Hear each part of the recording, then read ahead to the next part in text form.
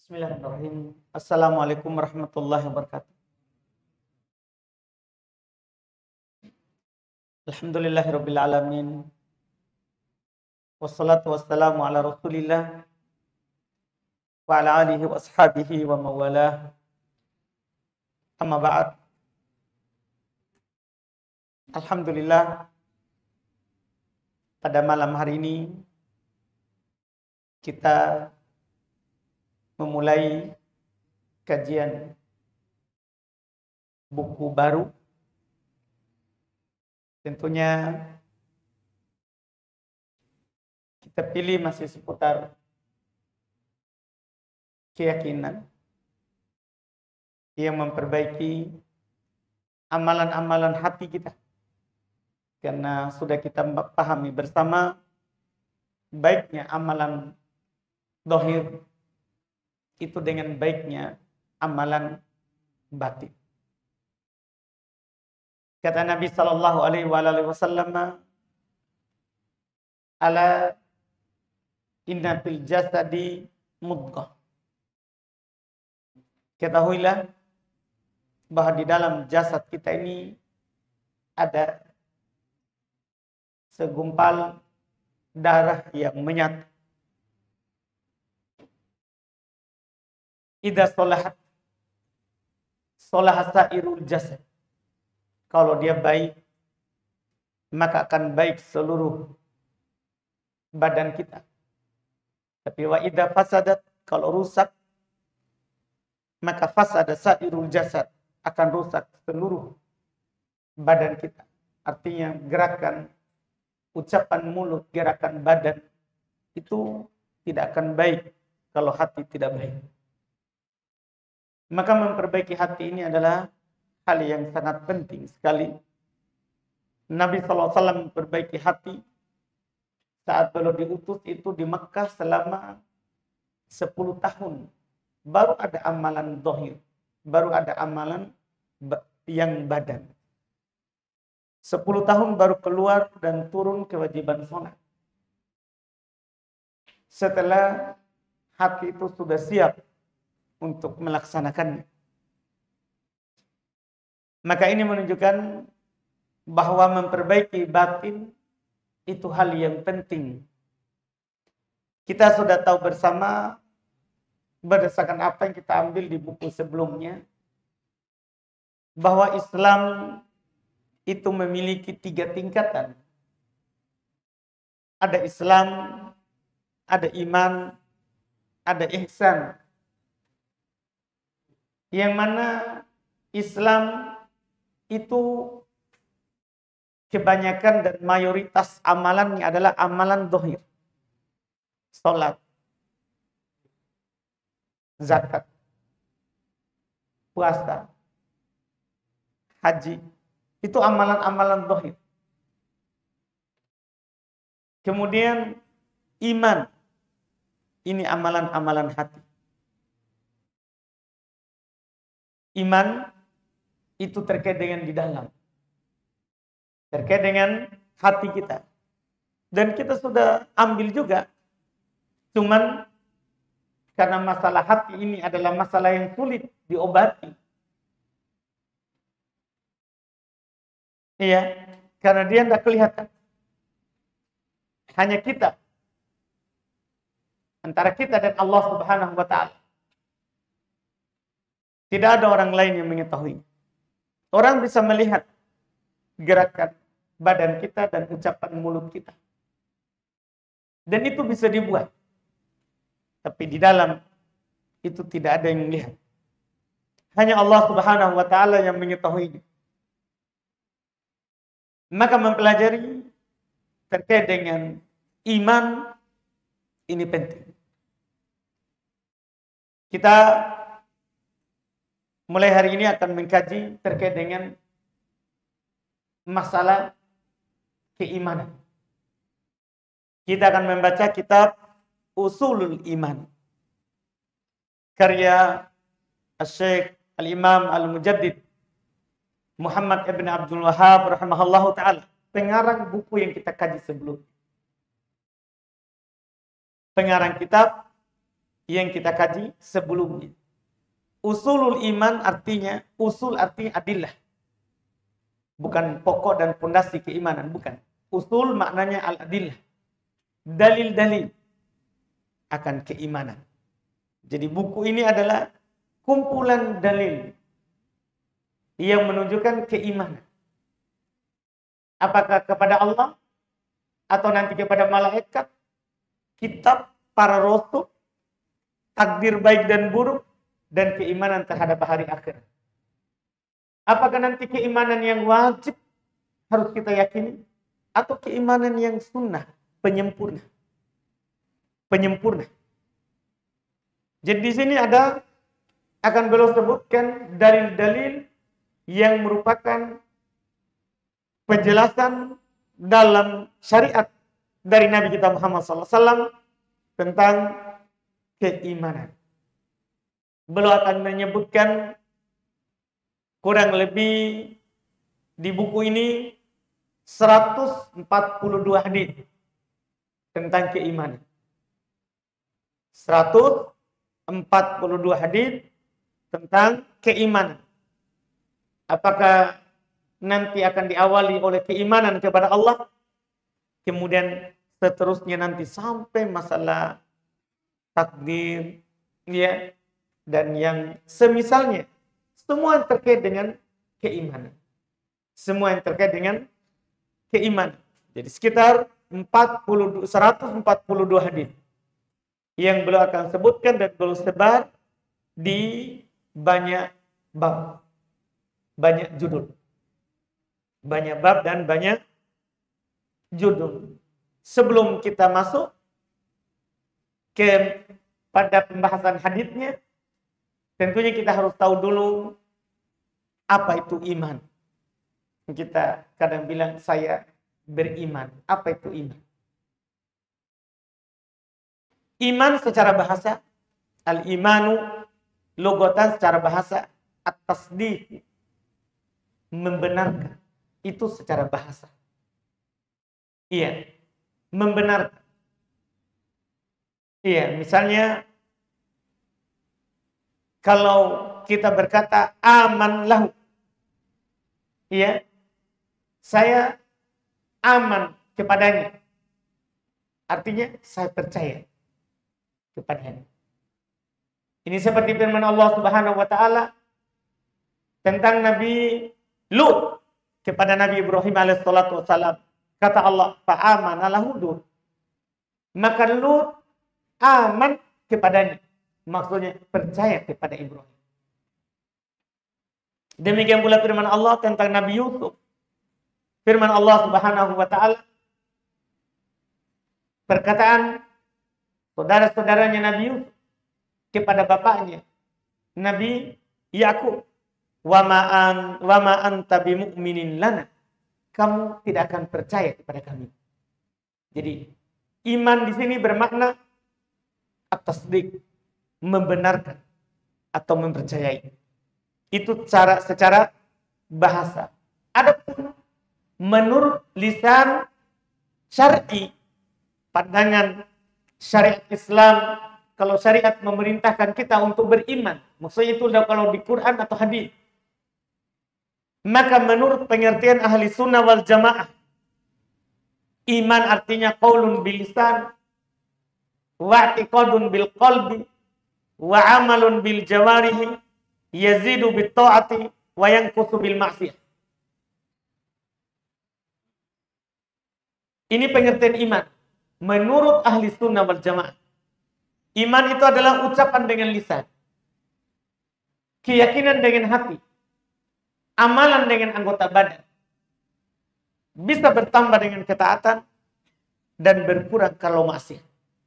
Itulah pengertian iman.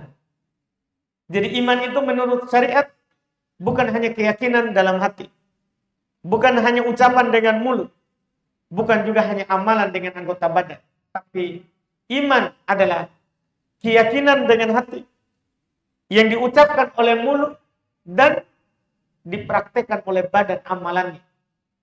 Dari buah dari keyakinan itu bisa bertambah dan bisa berkurang. Ini pengertian iman yang benar menurut ahli sunnah wal jamaah. Keimanan bukan hanya sekedar berucap dengan lisan. Seperti keyakinan kelompok Al-Karramiyah. Satu kelompok golongan dari sufi. Karena menurut mereka, iman itu yang penting ucapkan saja. Biar hatimu rusak. Ini salah tentunya.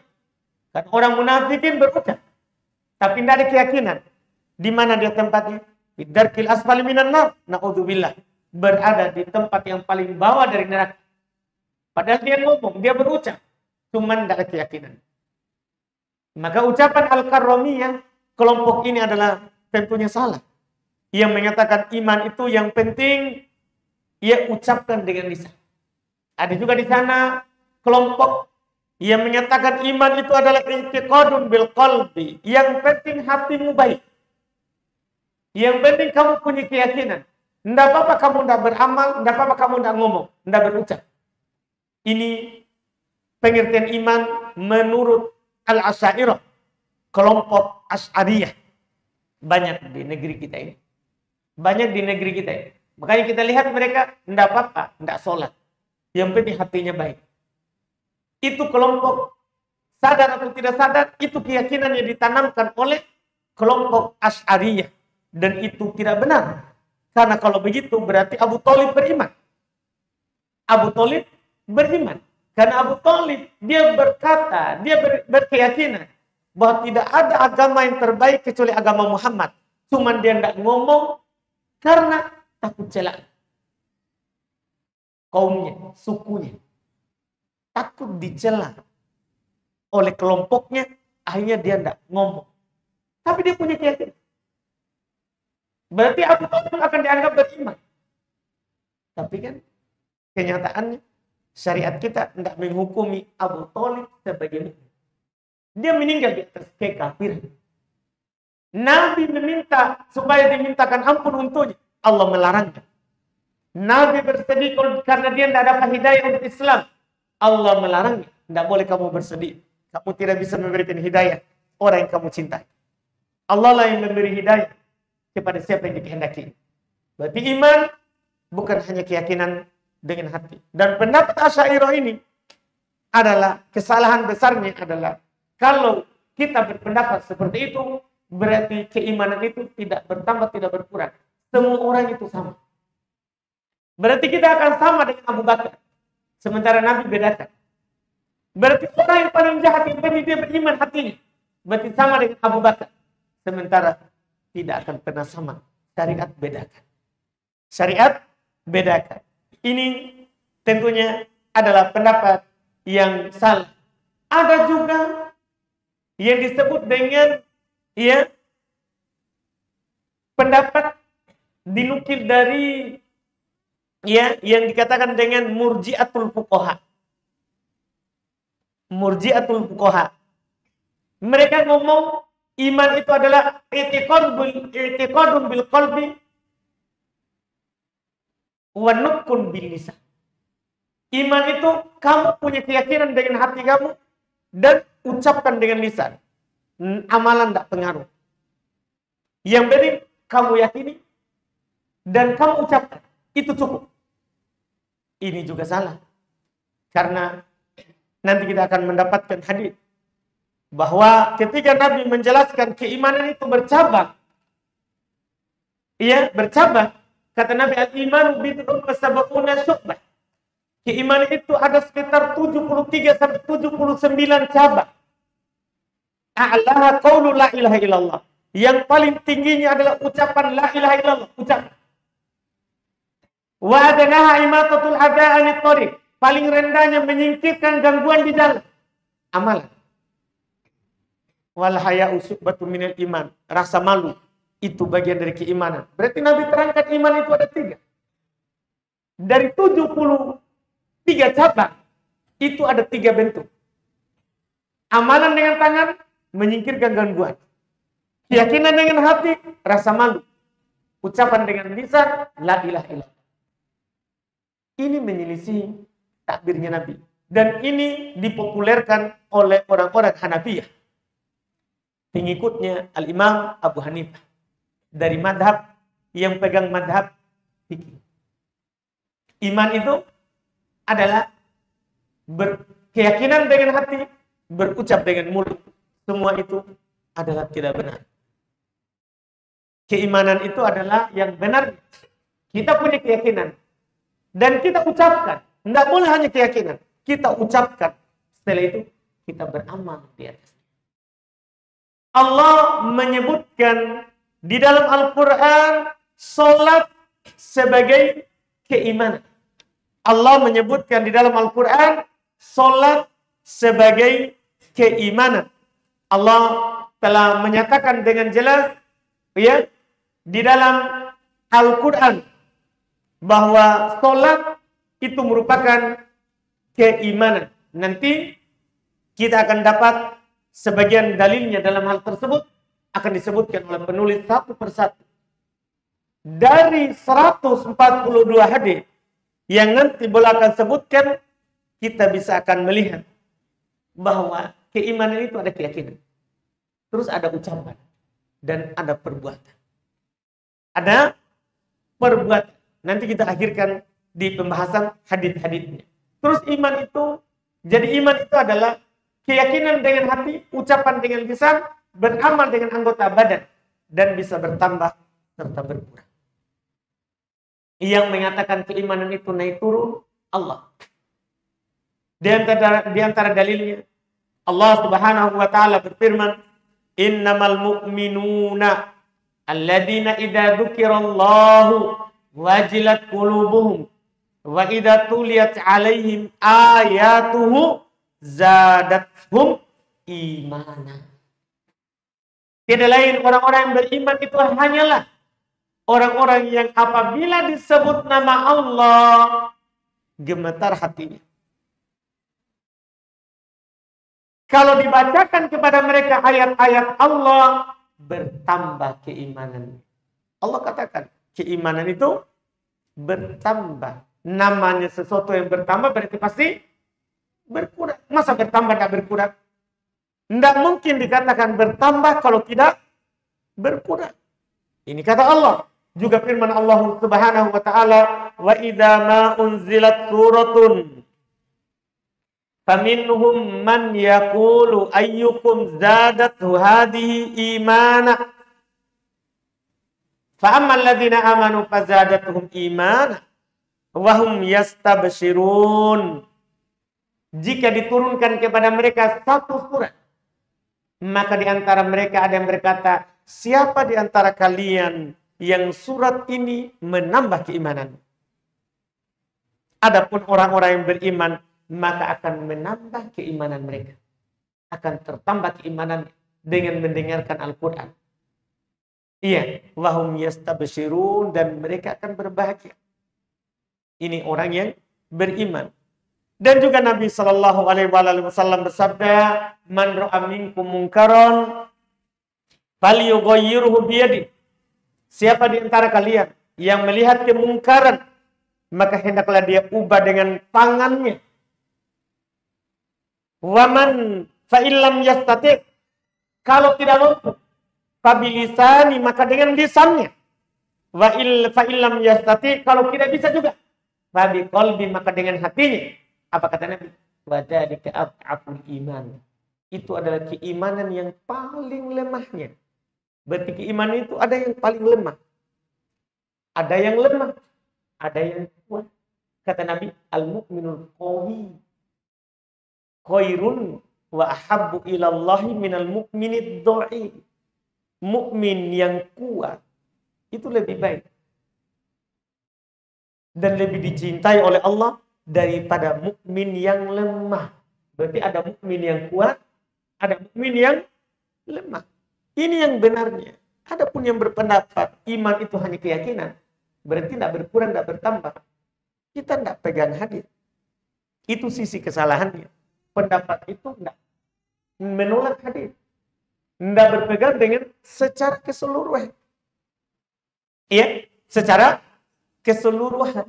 Maka inilah yang disebutkan oleh Allah Subhanahu wa taala, demikian pula Nabi kita Muhammad sallallahu alaihi wasallam, bahwa keimanan itu adalah ucapan dengan lisan, keyakinan dengan hati, ucapan dengan lisan, amalan dengan anggota badan, bertambah dengan ketaatan yang kita lakukan dan akan berkurang dengan maksiat. Ini pengertian iman yang benar. Inilah yang harus kita pahami. Ini dibilang belajar tentang iman. Mulai dari pengertian keimanan. Adapun yang mengatakan tadi hanya pembenaran, itu secara bahasa, belum secara syar'i. Itu baru secara bahasa. Belum secara syar'i.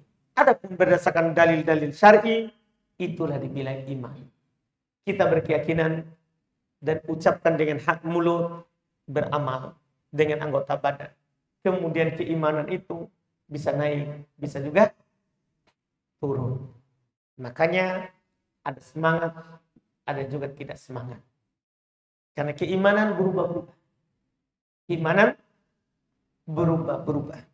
Ini yang perlu diketahui sebagai dasar awal sebelum kita masuk dalam mempelajari buku ini. Kemudian kata beliau, kita masuk di hadis pertama pada pertemuan kita hari ini. Qala Syekh Al-Imam Al-Mujaddid Muhammad ibn Abdul Wahhab rahimahullahu ta'ala. Bismillahirrahmanirrahim. Berkata Imam Al-Mujaddid Muhammad ibn Abdul Wahhab rahimahullahu ta'ala. Bismillahirrahmanirrahim. Dengan menyebut nama Allah yang Maha Rahman lagi Maha Rahim. Ini sudah kita bahas di buku sebelumnya, bahwa memulai dengan basmalah dalam tulisan itu untuk mencontoh Al-Quran. Juga mencontoh Nabi SAW. Kita sudah katakan bahwa Al-Quran seluruhnya ada 114 surat. Itu semuanya diawali oleh basmalah. Kecuali satu surat saja. Itu surat At-Taubah. Tidak diawali oleh basmalah. Karena dia dianggap sambungan dari surat Al-Anfal. Sambungan dari surat Al-Anfal. Karena cerita masih sama tentang perang. Tentang perang. Iya. Jadi memulai dengan basmalah ini mencontoh Al-Quran. Kemudian juga mencontoh Nabi SAW. Nabi kalau belum menulis surat, ia untuk dikirim ke raja-raja, ke pembesar-pembesar, maka beliau selalu memulai dengan basmalah. Bismillahirrahmanirrahim. Setelah itu beliau berkata, wabihi asta'in. Dengan Allah saya memohon pertolongan. Yaitu sebelum belum mulai menyebutkan hadis-hadis tentang keimanan, belum meminta pertolongan kepada Allah. Ini pengajaran beliau kepada kita, bahwa sebelum memulai apapun itu, kita harus minta tolong kepada Allah. Dan ini memang perintah Allah yang harus kita selalu katakan dan praktekkan. Karena Allah berfirman, iyyaka na'budu wa iyyaka nasta'in. Hanya kepadamu kami beribadah, dan hanya kepadamu kami meminta pertolongan. Dan juga Nabi SAW berwasiat, idza sta'anta fasta'in billah. Kalau kamu minta tolong, mintalah pertolongan kepada Allah. Maka ini yang belum praktekkan. Wabihi asta'in. Dengan Allah saya memohon pertolongan. Karena tidak bisa dikumpulkan buku ini dengan hadis sebanyak seperti itu, 142 hadis. Kecuali atas bantuan dari Allah Subhanahu wa ta'ala. Kata beliau, babu ma'rifatullah wal imanu bih. Ini yang pertama. Karena rukun iman pertama adalah beriman kepada Allah. Berarti namanya beriman kepada Allah, harus kita mengenal Allah. Dan kalau kenal, maka kita harus percaya kepadanya. Maka beliau berkata, bab ma'rifatullah. Bab mengenal Allah Subhanahu wa ta'ala wal imanu bih. Dan beriman terhadap. Beliau sebutkan hadis pertama. Di bab ini beliau sebutkan banyak hadis untuk mengenal Allah. Kata beliau an Abi Hurairah radhiyallahu taala anhu qala Rasulullah sallallahu alaihi wasallam qala Allah ta'ala ana agna syuraka'i anisyirki man amila amalan asyraka fihi ma'i ghairi taraktuhu wa syirkahu rawahu Muslim. Kata beliau hadis pertama dari Abu Hurairah radhiyallahu taala anhu, beliau berkata, Rasulullah sallallahu alaihi wasallam bersabda, Allah Subhanahu wa taala berfirman, hadis qudsi. Langsung Nabi riwayatkan dari Allah. Iya.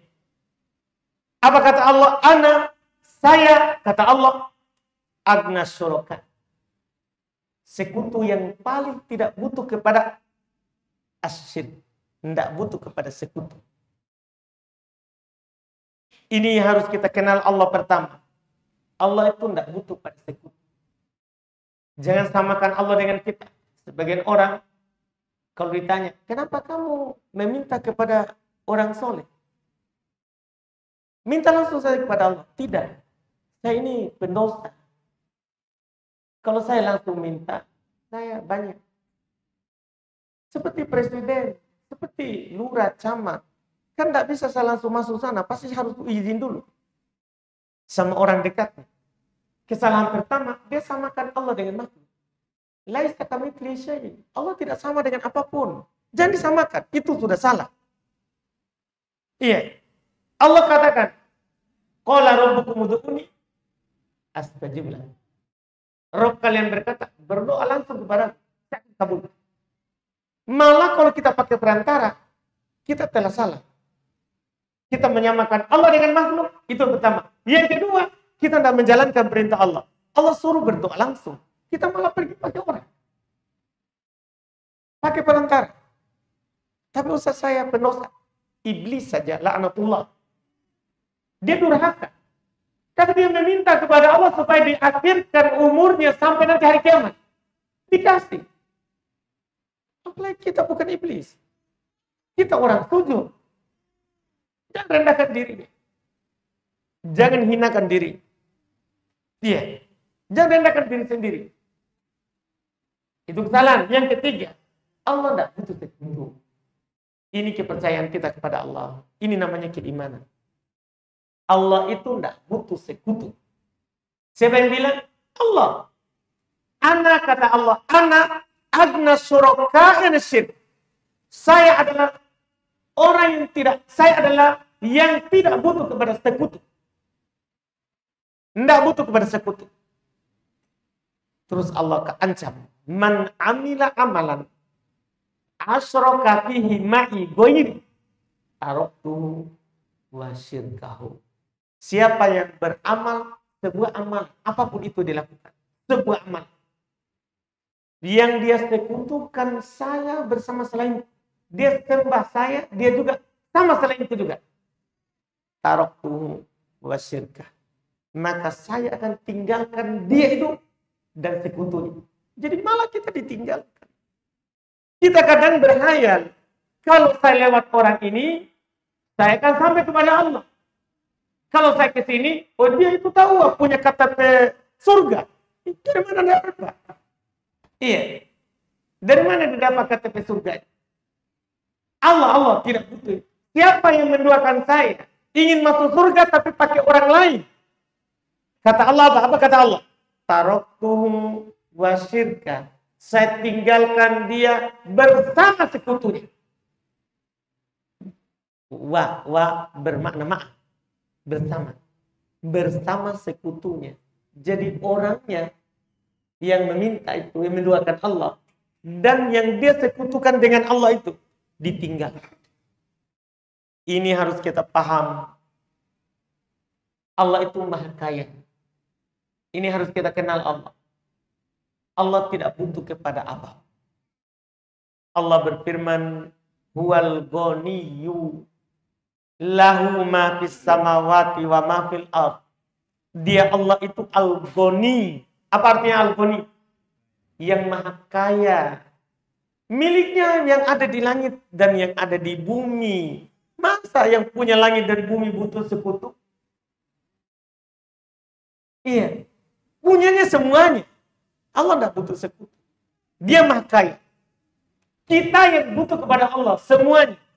Allah tidak butuh kepada kita.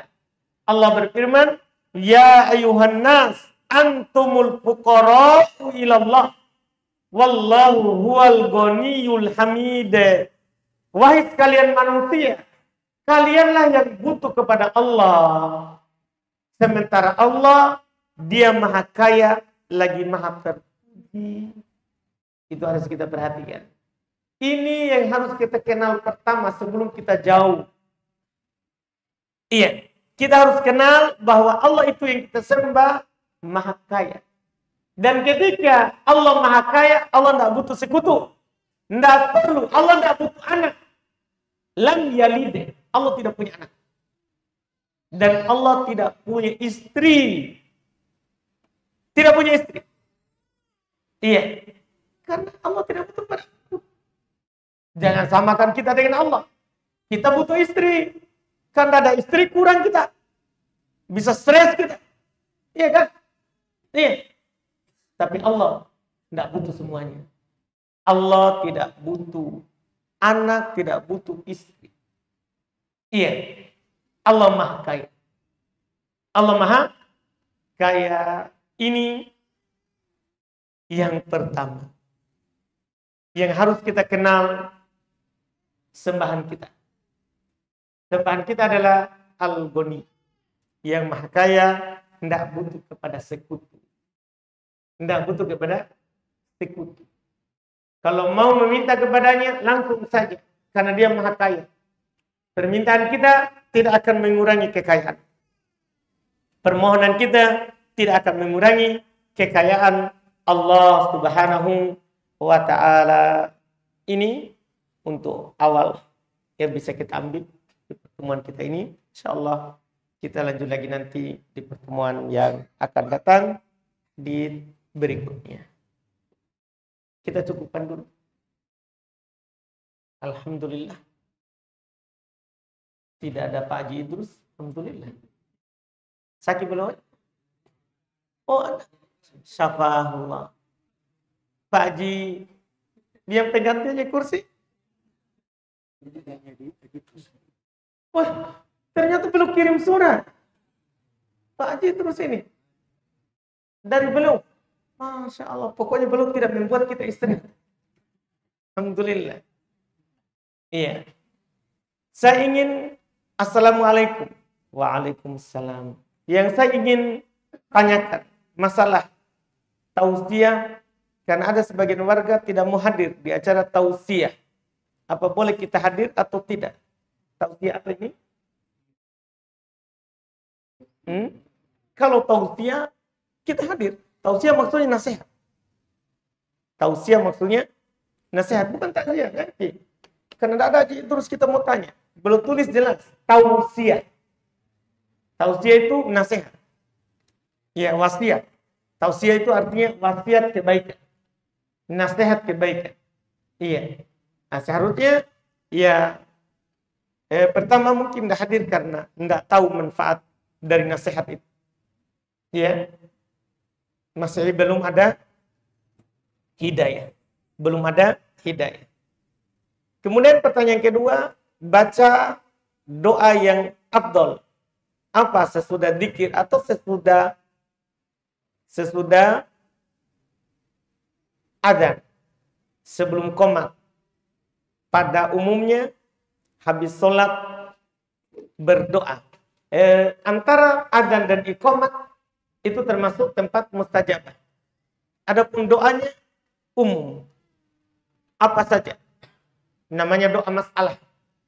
Meminta hajat dan kebutuhan. Dunia, akhirat. Tidak ada lafaz khusus. Ya, kecuali doa setelah adzan. Itulah yang ada lafaz khususnya. Doa setelah mendengar adzan. Izin tanya Ustaz. Dari Pak Idrus. Wah, ini pertanyaan pertamanya ini berarti. Apa hikmah yang dapat diamalkan atas pembangkangan iblis dan protesnya malaikat serta tidak patuhnya Nabi Adam dengan pelanggarannya atas ketentuan Allah Subhanahu wa taala menciptakan khalifah di dunia. Iya. Hikmahnya adalah untuk melihat siapa yang punya kesudahan yang terbaik.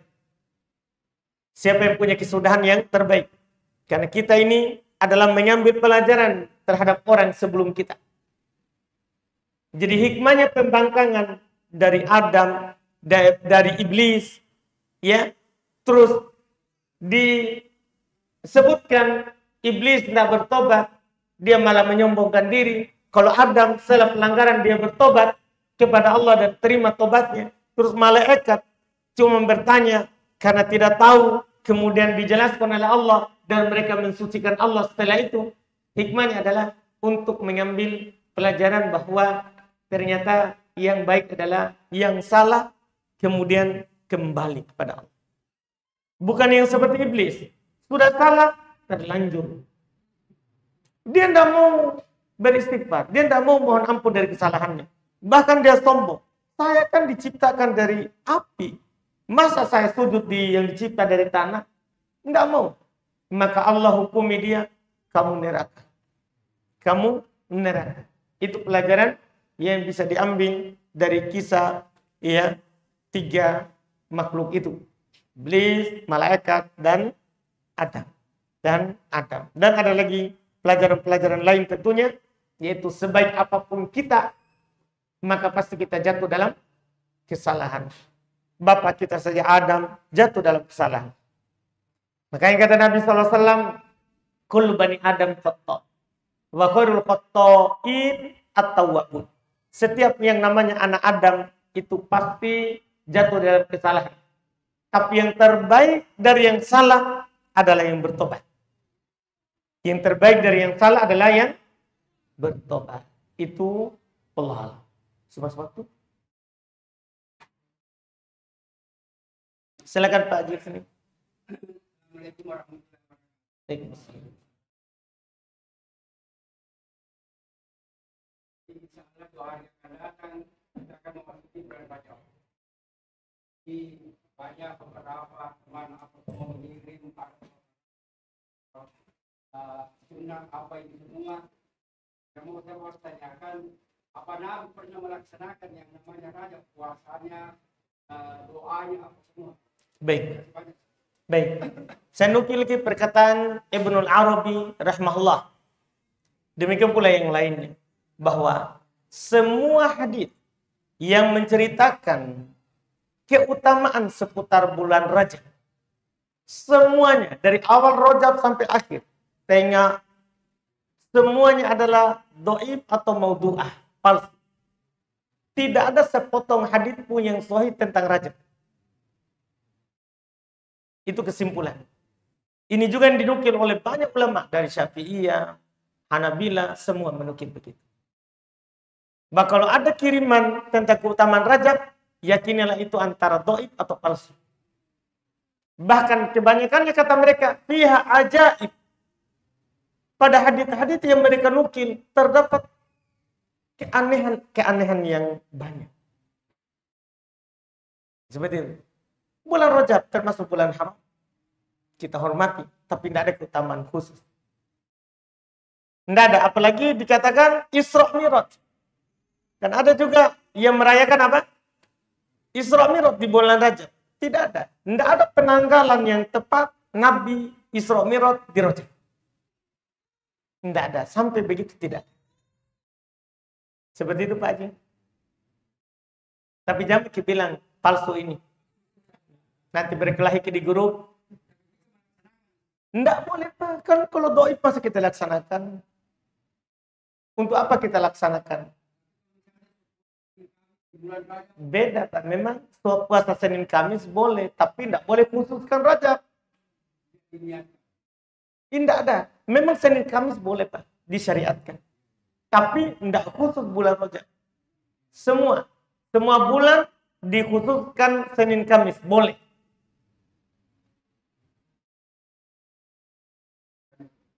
Sama-sama.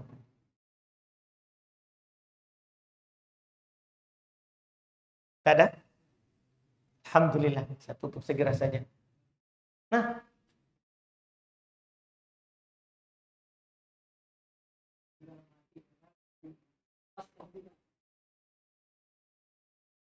bukan ditunjukkan ke orang, maksudnya kita ucapkan.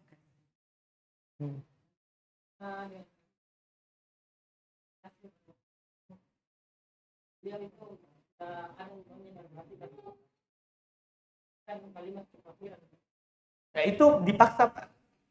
Kan kisahnya kan dia dipaksa. Dia dipaksa untuk mengucapkan kekafiran, wa qalbuhu mutmainnun bil iman. Hatinya tenang dengan keimanan. Dia dipaksa. Kan boleh. Kalau kita mau dipotong, ucapkan kekafiran, kita mau dibunuh. Boleh, Pak, itu karena dipaksa. Bukan dalam keadaan biasa. Nah, baca di kasusnya itu. Gimana? Apa yang kita baca kasus?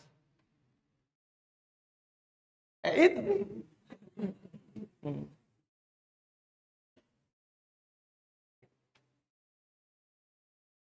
Alhamdulillah. Kita cukupkan berarti. Subhanallah. Asyhadu an la ilaha illa anta astaghfiruka wa atubu ilaik. Assalamualaikum warahmatullahi wabarakatuh.